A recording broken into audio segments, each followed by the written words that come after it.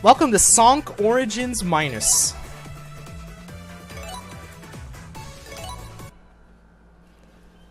We're gonna play as Amy today, starting with Sonic 1. You know how it is. If we were to go truly on lore here, technically other characters don't exist, but, you know, defying logic and all that, I guess. It's Robotnik!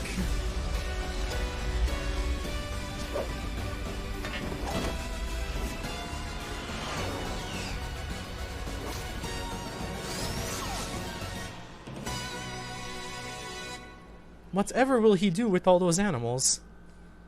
Sega! Nobody knows. So, in years past, what was once fan games of Sonic 1, you now can play as other characters for real this time. And so Amy is one of those characters. Amy does a lot of hammer things. Probably the most hammer you've seen since, like, Advance or Adventure, probably. Those are two of Amy's best games, I think.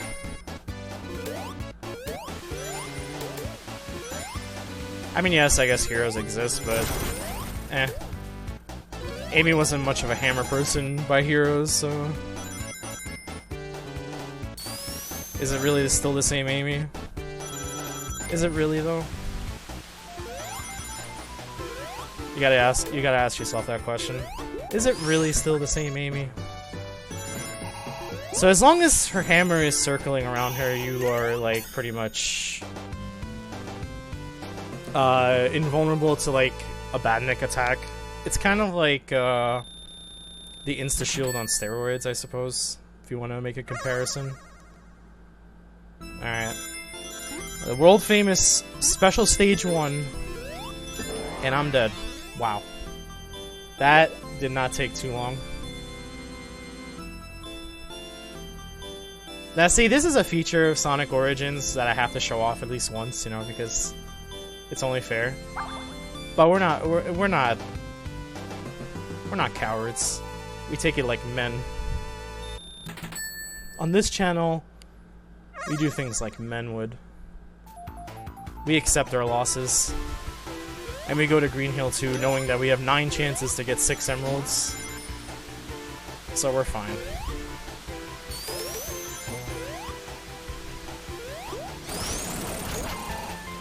Amy can also hammer right through things, kind of like Knuckles can. Of course, you know, Amy has to use her hammer to do it, but still.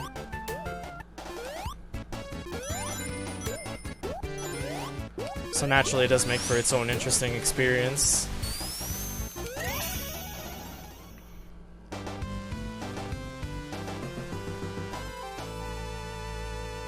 Alright, let's try to do better this time on the second special stage.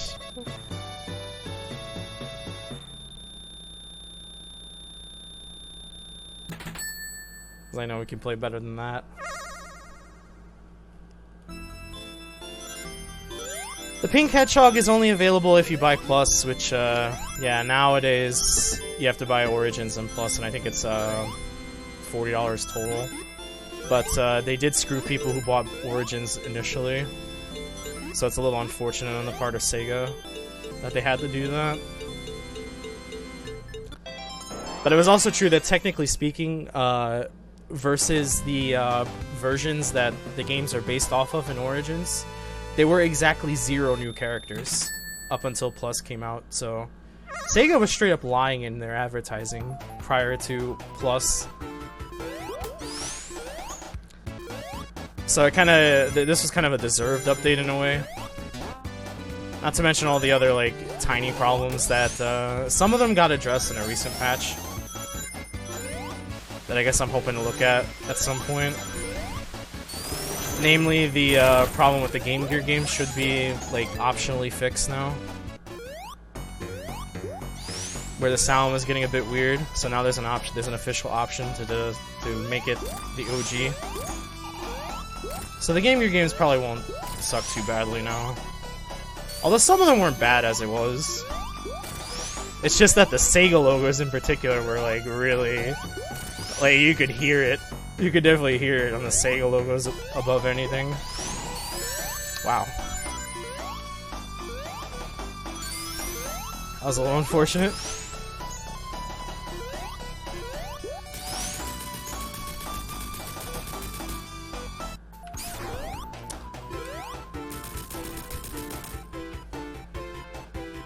So as you saw, the first boss, you can't hit it right away, so it creates a little bit more of a difficult dynamic.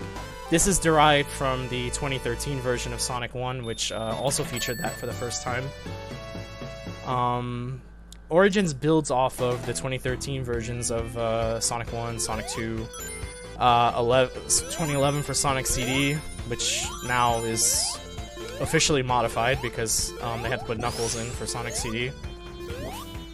And for Sonic 3 Knuckles, it's the first time you've seen anything new in that regard. So Sonic 3 Knuckles is probably going to look the most out of place because this is the first time they're technically trying it compared to the other games. Sonic 1, Sonic 2, and Sonic CD all have a lot of time to, I guess in a way, optimize what's going on, even though I'm sure some things are still not quite there. But yeah.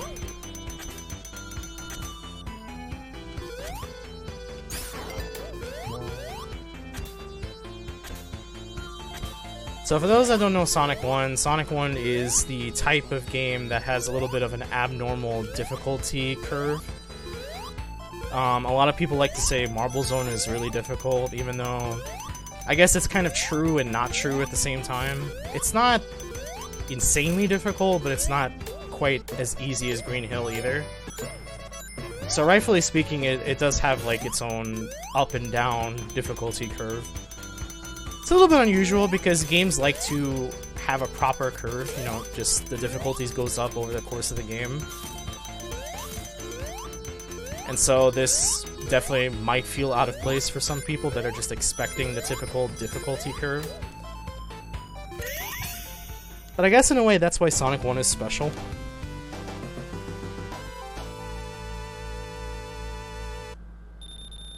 It has a design that future Sonic games did not really inherit from there forth. Sonic 2, for example, is a bit more natural. Of course, everybody remembers the Death Egg Robot as like the most difficult thing of all time when they were a kid. But yeah, besides that, essentially, like the rest of the game had more sensible difficulty compared to Sonic 1, and then Sonic 3 and Knuckles improved upon that as well. Although Sonic 3 and Knuckles is a little bit awkward in that sense because, of course, split into two games. You could argue those two games have their own like curve, and that you shouldn't combine the two, even though they were meant to be combined originally.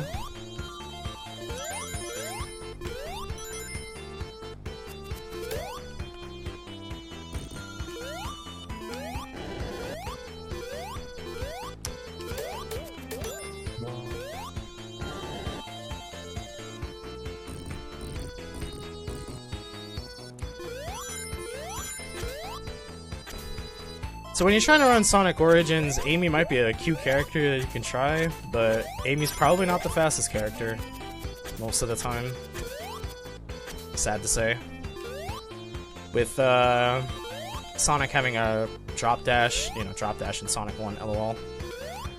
Tails being able to fly, and Knuckles being able to climb and potentially go on different paths because that sort of obsession started with Sonic 3 and Knuckles, and you know, I can't say I'm the biggest fan of characters going different paths all the time, but Sonic 3 and Knuckles pretty much idolized that for Sonic, and so that's how a lot of Sonic games have performed ever since. I'm not opposed to multiple paths in a stage, but at the same time, the fact that a character needs to take their own path feels a little bit odd, I want to say. Also, that was unfortunate.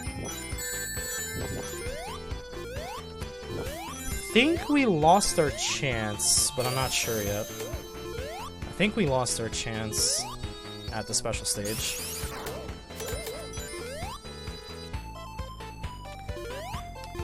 So So one famous scoring trick in Sonic 1, which you probably can't do anymore, is you could respawn these blocks to get a lot of points, but that was... the ability to do so was removed in the 2013 version and thus in Origins as well. Do I have enough rings? I don't know. There's nothing else up here unless there was something in the wall. I think I'm short. Yeah, pretty sure I'm short. So that's another chance out the window. Yeah, there's nothing past here. I know my marble too. So we lost another shot. So we're 2 for 4. And as I said before, there are exactly 10 chances to get special stages in Sonic 1. So we're not worried yet. We might be worried soon, but we're not worried yet. It's alright.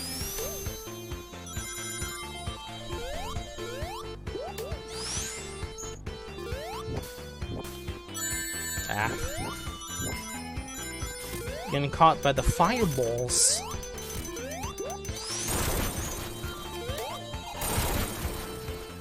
Amy feels pretty decent to play, though. I mean, outside of her hammer, she really doesn't have anything special to her. It kind of feels like a more typical Sonic 1 Sonic otherwise. Instead of a drop dash, you have like a hammer dash, so...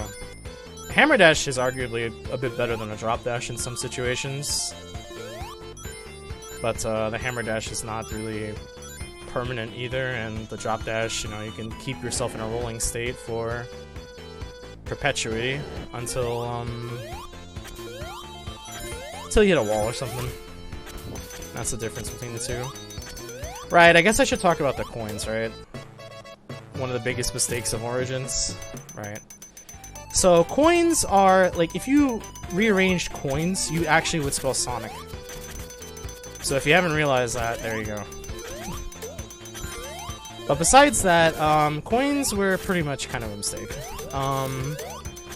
The original DLC package gave you 100 coins as well, which was completely not worth it because the rate for all the missions was really high. So you put yourself in a position where if you did like all the missions and you got like S ranks on them, which really aren't hard for the most part, you'd have almost all the coins you need to buy everything.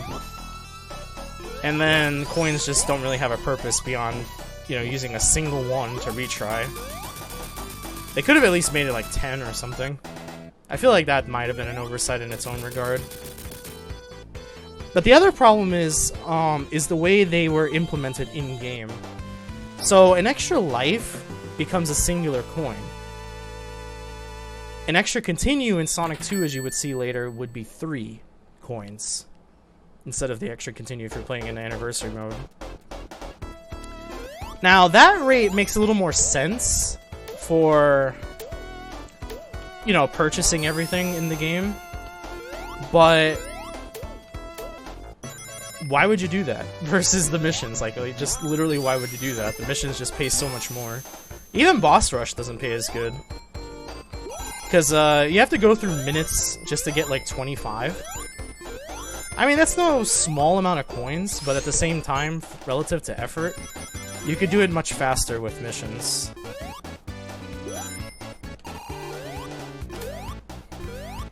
Because there are certain missions that you can repeat that you can do in under 15 seconds. And so that alone just kind of beats anything else.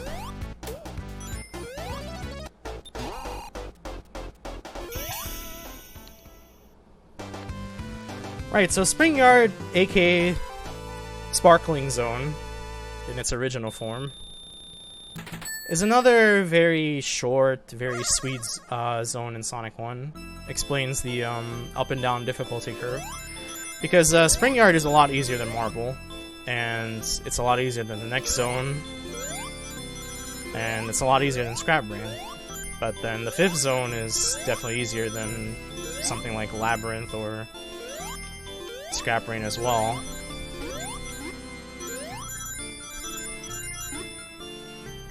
Kind of makes me wonder why Sonic 1 chose this path in terms of difficulty scaling.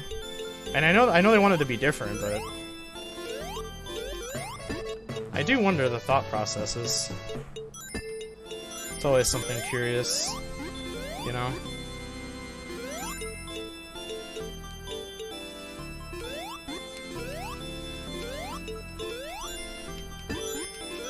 You know, I don't like being forced into a goal. Thank you. That would be pretty bad. If you're looking for me to do special stages fast, not here. At least not right now. Maybe down the road you might see some IL runs of special stages from me, but I don't make promises. You get 3 coins for getting an extra life in the special stages as well in this game. I forgot about that. Normally it should be 1. I'm not really sure why it's 3. They changed this, but really I don't know. The logic kind of fails because it's not really a continue in this case. It's an extra life. So consistency, not present. But it's alright. Sonic Origins is a little bit weird, so you know. You just gotta forgive its little quirks here and there. And if you can do that, you're probably fine, you know? The games are still playable and they're still enjoyable for the most part. So.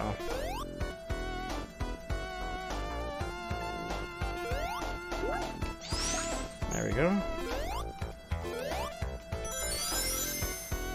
Alright, we have 50 rings, so if we fail this, we're still fine. You probably shouldn't, though. This isn't Sonic 1. Sonic 1, you could fail that a lot more because of the physics. But now that everything's much more relaxed, it's a lot easier to nail this particular shortcut.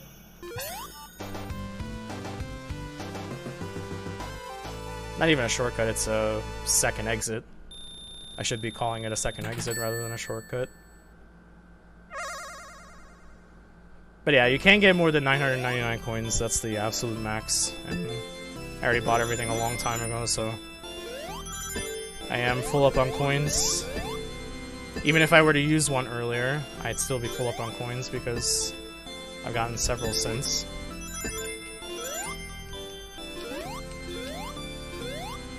Now, of course, if you don't know how the special stages work, hitting the up will make it speed up. Hitting the down will slow down things a bit. Hitting the R is a reverso. Think Uno reverse. And yeah, the bumpers are genuinely the most annoying things in the special stage. If you've played any other similar type of Sonic game, you'll know that bumpers usually get to be purposefully annoying in special stages. And there we go, that's 4. So we've gotten 4 out of 6 chances so far.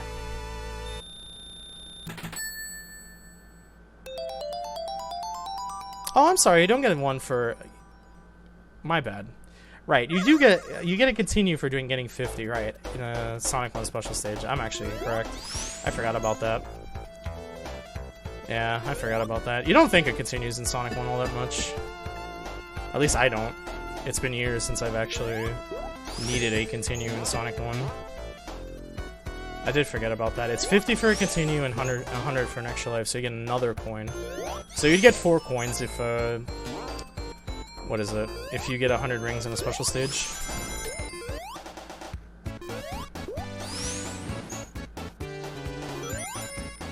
So excuse me from earlier, sometimes I am incorrect. But I am allowed to be wrong. And as long as I correct myself, everything is fine. See, everything is fine. I totally didn't just forget one of the most basic things about Sonic 1. No, sir. No, sir.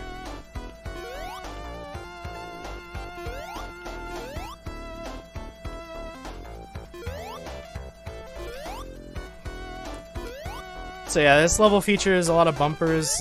This is really the main level you'll see bumpers in. They are worth 10 points each, and I believe you can hit them 10 times before they stop giving you points. I guess I'll demonstrate. Alright. Yeah, baby, I won't demonstrate. Never mind. I'll just fall through. It's fine. But But yeah, feel free to try it yourself. I know a lot of people don't think about score anymore when they think of Sonic games, unfortunately. Because score attacking has really become quite a bit of a lost art these days. And a lot of modern Sonic games don't really put a lot of good emphasis on scores.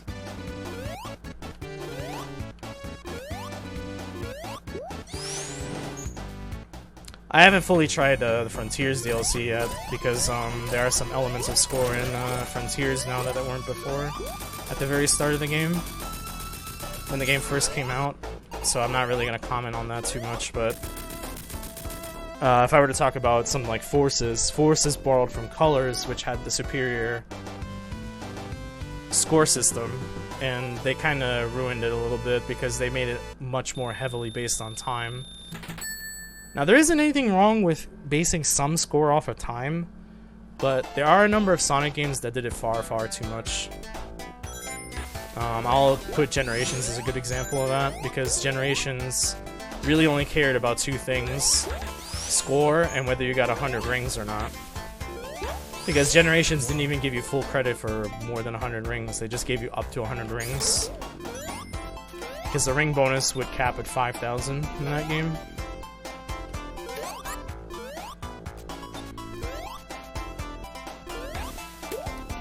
You might have noticed some little some little rings down there which indicate a save. For whatever reason, even if you already got the specified achievement, it'll still do it. Like, for instance, getting a bubble, or using a Tails or Knuckles ability, flying and gliding respectively. Those are all achievements. But Origin still checks for them if you're doing them for the first time, every time you boot up the game, which is a little bit of a awkward oversight, I guess. I'll refer to it as an awkward oversight, because I really don't think that was meant to be intended.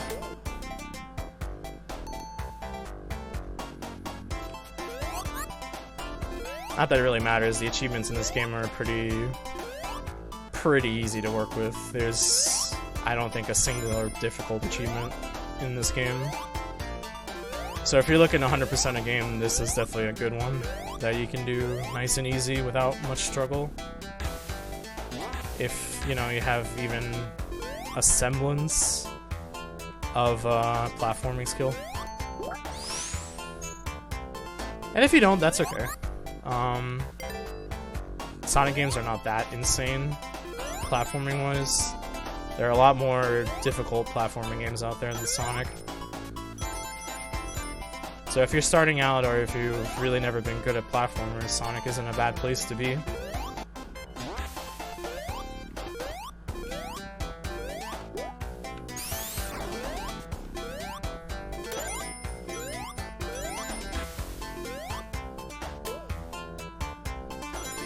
So I can't take the shortcut on Labyrinth 1.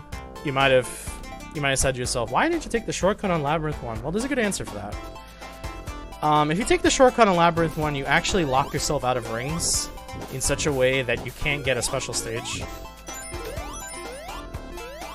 It was like this in Sonic 1 as well, with some exceptions. Certain versions had an extra ring, which actually totaled exactly 50. So, if you were playing on those versions of Sonic 1, you could have done it, but on most versions of Sonic 1, you couldn't. So, you were stuck with 49 rings, I think it was. So if you want to go for a special stage on Labyrinth 1, you have to go the normal path.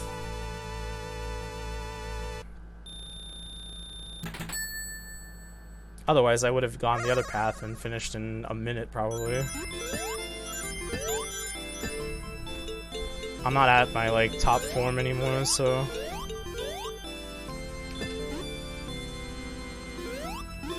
Can't be so cocky to say, oh, I'm gonna finish in under 50 seconds, guys. Nah. I'm not that kind of runner anymore.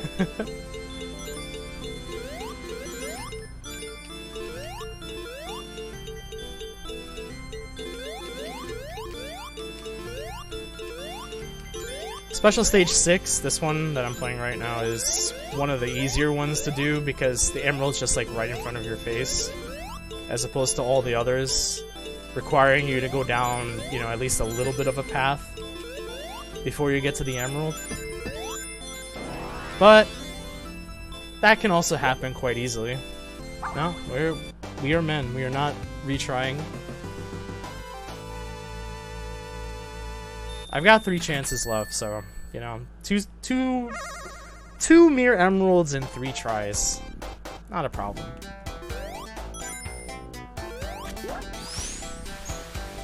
I might just be making this intentionally difficult for myself. Who knows?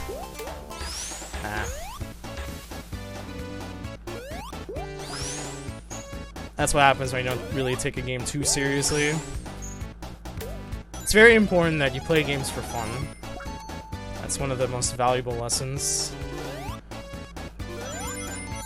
Even if you decide one day that you are interested in becoming like a speedrunner or something like that, the most important thing I can say to you is remember to keep your fun, keep your innocence too if possible. Because once you lose the ability to have both, that gets a bit tough. That gets a bit tough.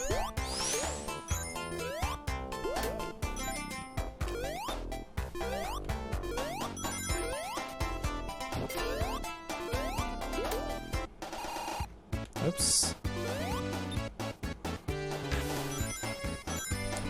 Now you might have noticed the water entrances being a little awkward. Yeah, that's because they are. You don't directly like just go in the water. Sometimes it feels like you hang for a second before you get in the water. That's unfortunately an Origins thing. I just chalk that to an Origins thing. It's a sad thing to say, but it is what it is. Okay, so you got hit and hit the enemy at the same time. Interesting. That's an interesting interaction. But I suppose it's expected. When it comes to the Orbinauts, those spikes are on the outside. So it's almost natural you probably get hit first. Or at least take damage along with the enemy at the same time. Makes sense. Forget if they were back there. I know sometimes they change the place of this.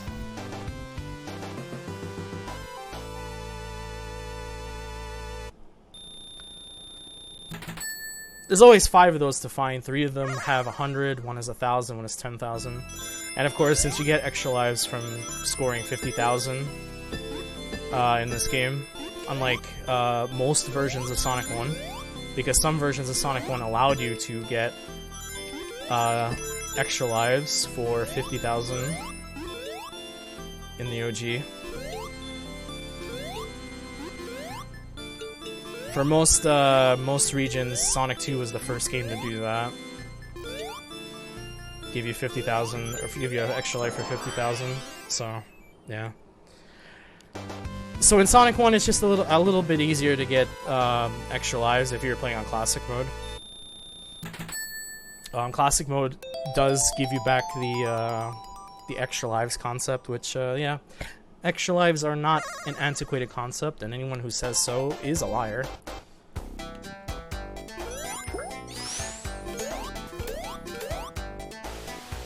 It's more so tied to the reality that people just want to play games and not worry about like dying or gaming over anymore like they used to. But then I have to say, where's the fun in that? Because sometimes playing a hard game to its completion, you know, without using a continue or some semblance like that, even the concept of 1 credit clears in the arcades are also relevant for the same reason. There's a certain joy in being able to do that. And just taking away that semblance of joy, even if you're not, you know, playing on an arcade anymore, is, you know, it's just reducing the experience, if anything.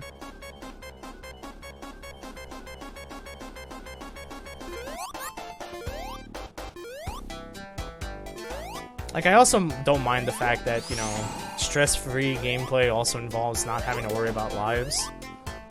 So the best thing to do is really just to include both, as Origins has done. But at the same time,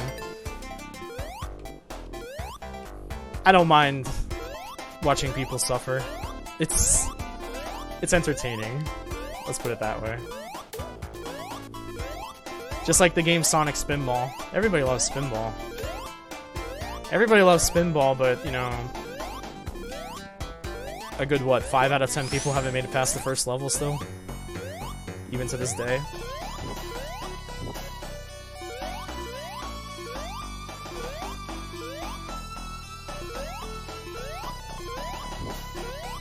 It's stuff like that that can make games very memorable. Maybe in a bad way, maybe in a good way.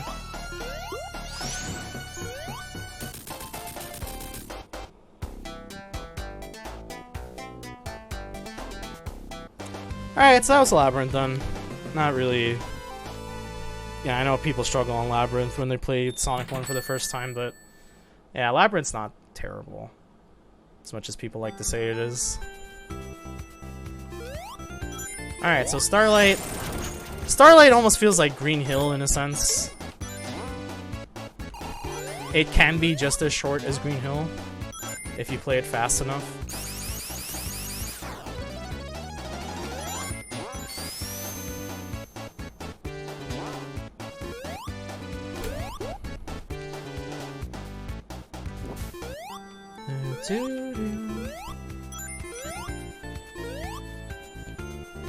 I gotta be careful here.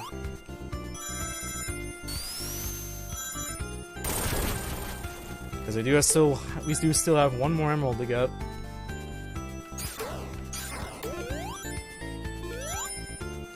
$99 rings. Oh well, it happens. The most unfortunate thing when you're playing a Sonic game, you need 100 rings for an extra life and you finish with 99. It happens. Alright. Special stage 6 for the second time.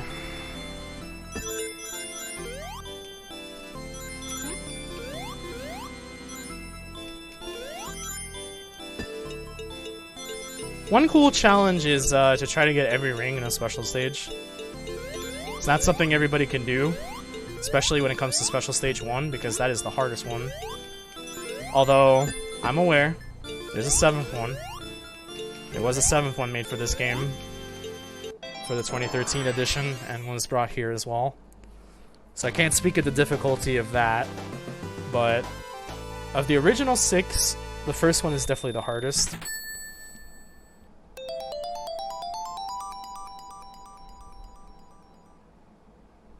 Alright. We got all 6 emeralds! Now it's time to go. Now it's just time to go. It's time to go and do our thing. Do our thing and kick some Robotnik ass.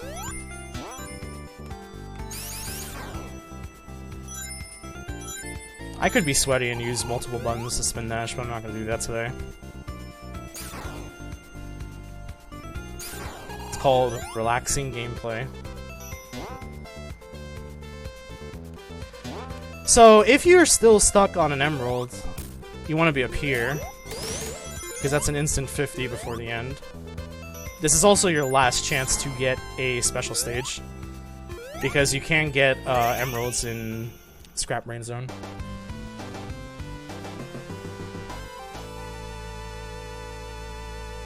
So that was essentially the game's way of telling you this is your last chance. So if you have more than 1 emerald left at this point, you're just boned. But if you have exactly 1 emerald left, you have 1 more shot.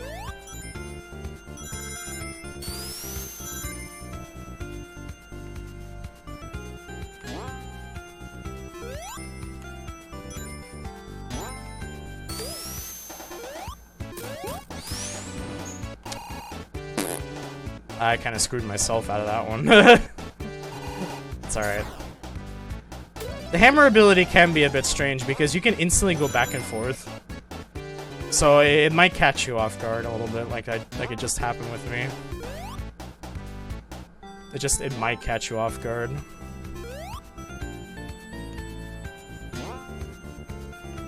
Oh yeah, we need to do 2. 1 is not quite enough. 1 is not quite enough.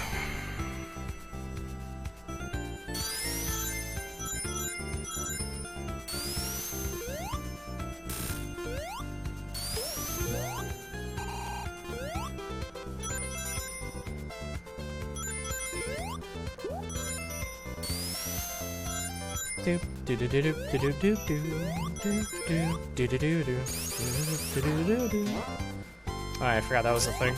Also, I used 2 buttons, lol.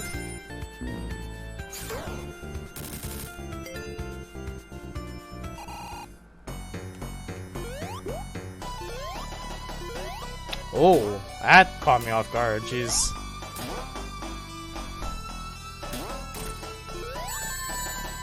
Ow.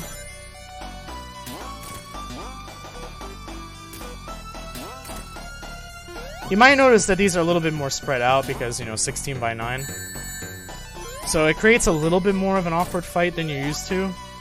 Because everything a bit more squished together was kind of better in its own way. So, you know, the 16 by 9 difference really changes things a little bit for the Sonic games that you used to know and play.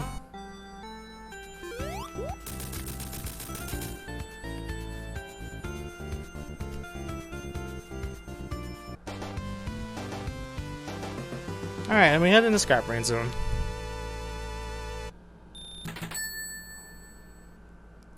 Originally wanted to be known as Clockwork Zone, but the W didn't want to exist properly, so thus we have Scrap Brain Zone.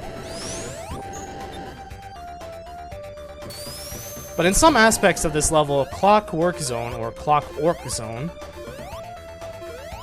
would have been a more fitting name, because a lot of things do work on a cycle in this level. Which, you know, would give a nice clue to how to operate this level.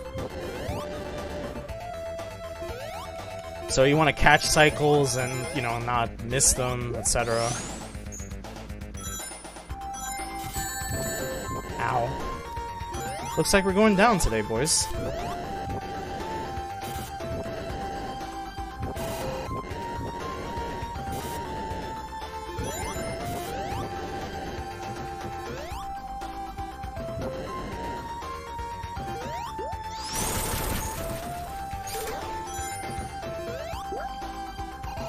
You know, that nearly hit me. That was very close. Ah. Oh well.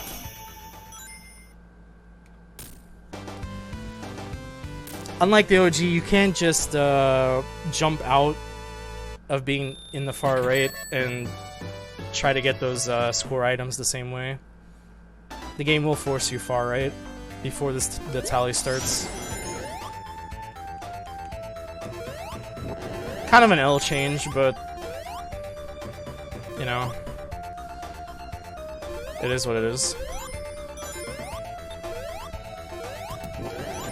Because it does make it harder to do score attacks this way in the new era. Because you gotta be much more precise than you would be otherwise with those little score items.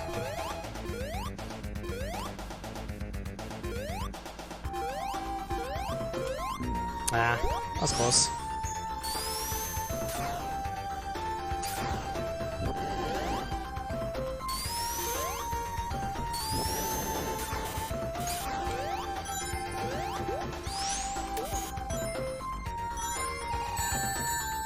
I didn't actually want to get hit there, but whatever, it's fine.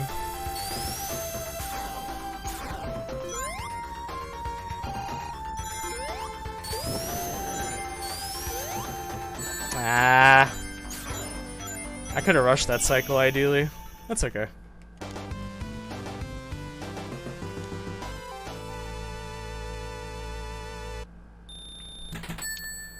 And so we arrive, seeing Robotnik's ugly face one more time. Look at this man laughing. He thinks he's so funny. And so you get sent into basically Labyrinth Zone Act 4. Featuring its own little, I guess, Robotnik shortcut. I can't imagine there'd be another reason to have a shortcut here other than Robotnik wanted to go this way at some point.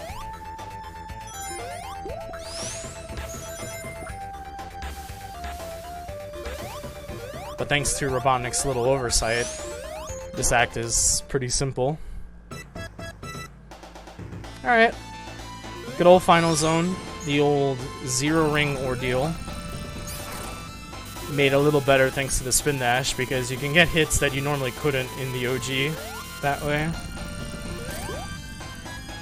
He still can only take one hit per cycle. But it is definitely a lot easier to get the full 8 without missing than it would be in the OG. We don't talk about Sonic 1 GBA here. Yes, that is a game, but we don't talk about that here.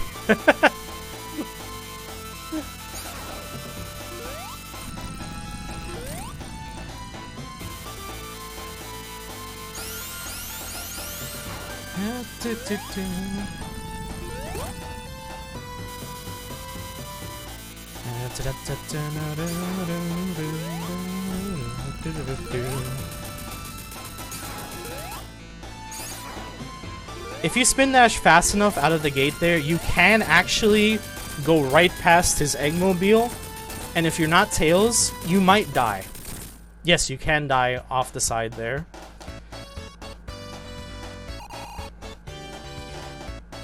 And so that is Sonic 1 as Amy. Amy the pink Sonk. That's her cutest pose in the entire game. Right, so Sonic 1 remains roughly, you know, it feels unchanged, of course. You know, the natural differences are, of course, no speed cap. The game's in 16:9, so it feels slightly different at times.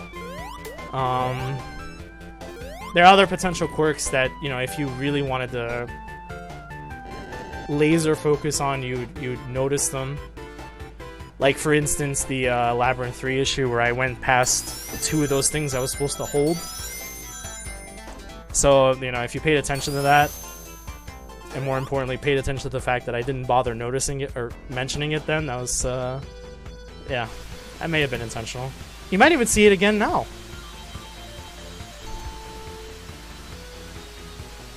No, actually no. Okay. Imagine if you did, though.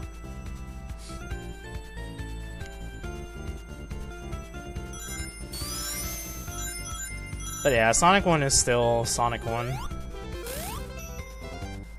Pretty simplistic game with an awkward difficulty curve. One of the major video games of all time that teaches a good lesson about what a difficulty curve should be, what a difficulty curve generally is in a game, and what happens when things go up and down a lot. You know, there are a lot of people that got disinterested at Marble, understandable. There are a lot of people that got disinterested in Labyrinth, understandable. If you got disinterested in Scrap Brain, what's wrong with you?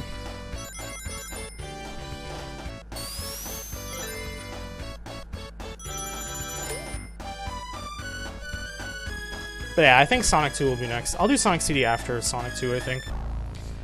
So, until then, have a nice day.